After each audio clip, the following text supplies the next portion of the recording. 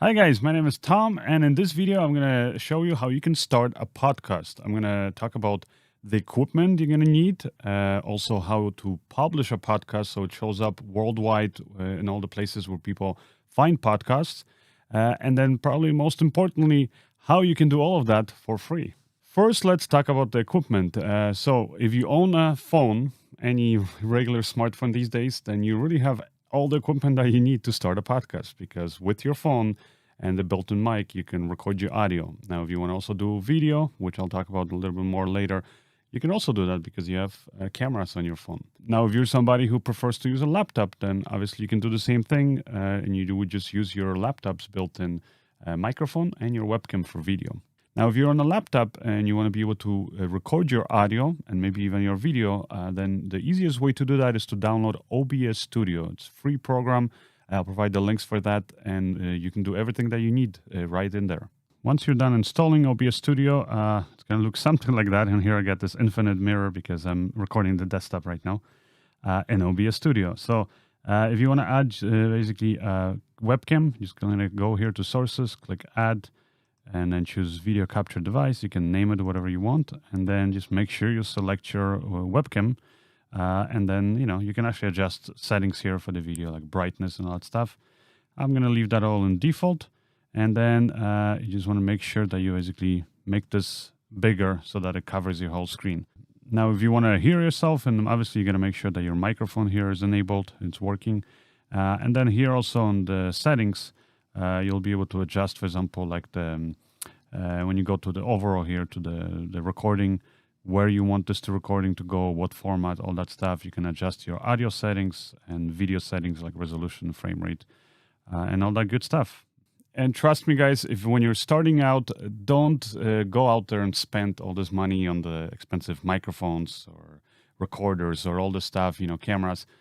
Because really the most important thing really is to just get your ideas out there. And like I said, you can do it even with your cell phone. So I would say at the beginning, instead of spending your money on the expensive gear, first just actually start spending the time on coming up with good ideas, then actually recording your podcasts, and then, putting it out there and see, first of all, if you like the whole process. Because I don't know if you know, but statistically speaking, most podcasts quit after just 7 episodes.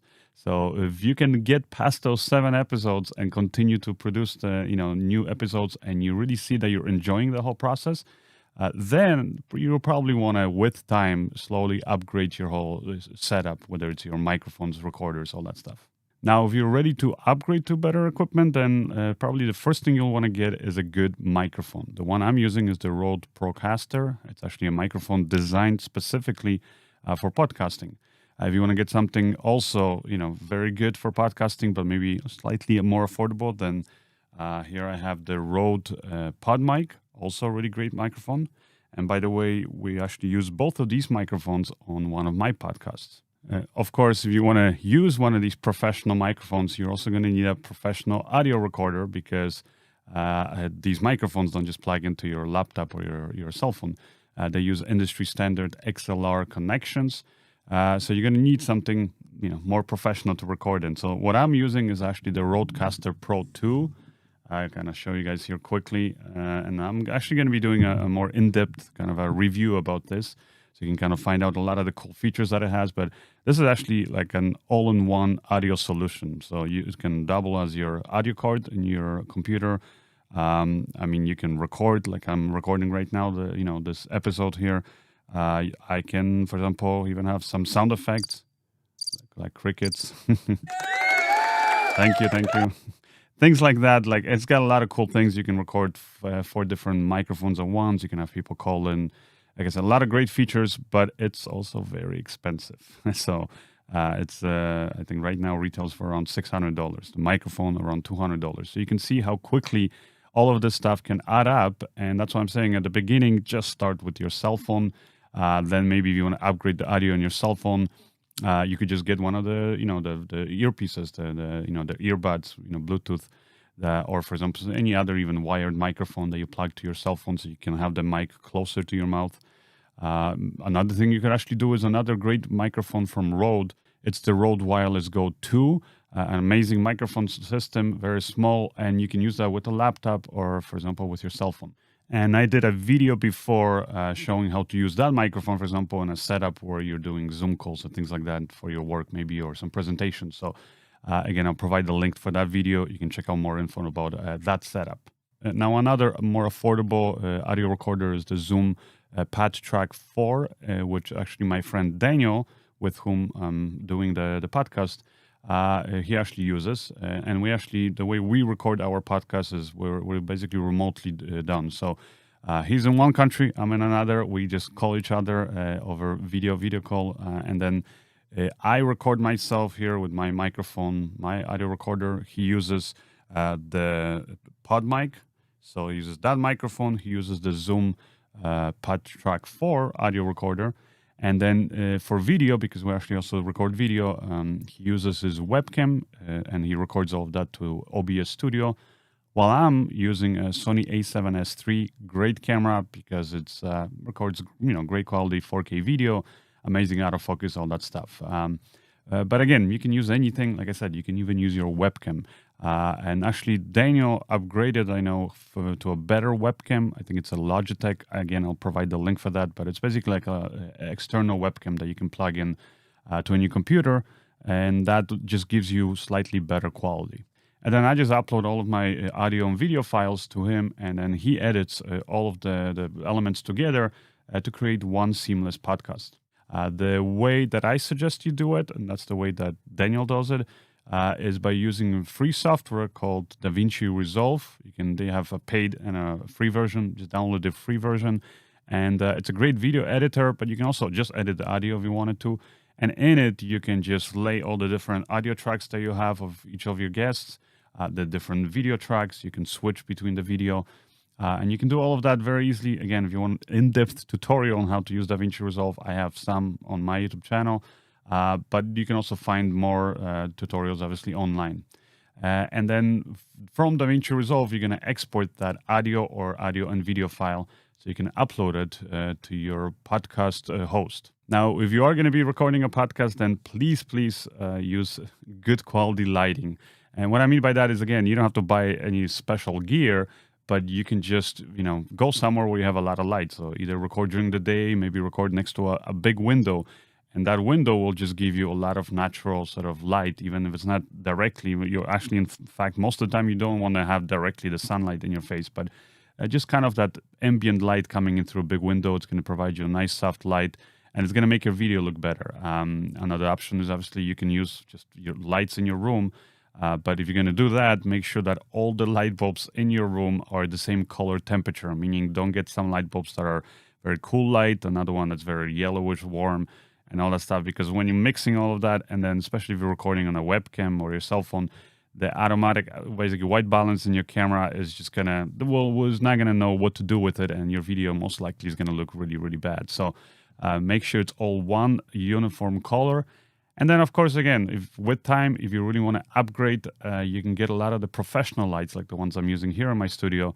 And there's a ton of options of that. And again, I've done a ton of videos on different lighting setups, different light options, how much they cost, and all the details about all those lights. Again, you can check out by heading to my website at tomantosfilms.com, or just follow the links, again, in the description. Now, do you have to record a video for a podcast?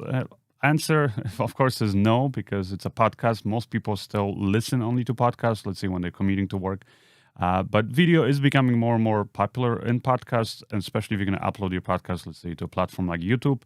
But now also, for example, a big podcast platform like Spotify supports video. So I think it just adds another little layer to your podcast. And again, when people don't want to, they can just listen to your audio. But if they want to be able to see your face or see the things, for example, you might be showing during your podcast, then video is a great option. And like I said, Spotify now supports it.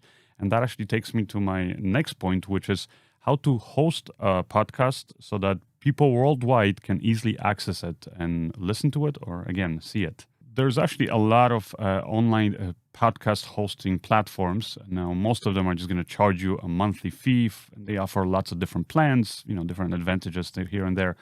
But again, if you're starting out, you're not sure if this is something you're really going to be doing long term, you're still not making money with your podcast, then again, I'm going to suggest a free and I think a really good way, because this is how I do my podcast, and that's to upload it to a website called Anchor.fm, and they're actually now owned by Spotify, and they allow, again, for you to upload just a video file with the audio, and they'll host the audio file for you, but also the video, and then through their website, you can actually very quickly syndicate your website worldwide to all the other podcast platforms. Now, the way that you kind of put out your podcast so it shows up on all the different platforms is through what's called an RSS feed.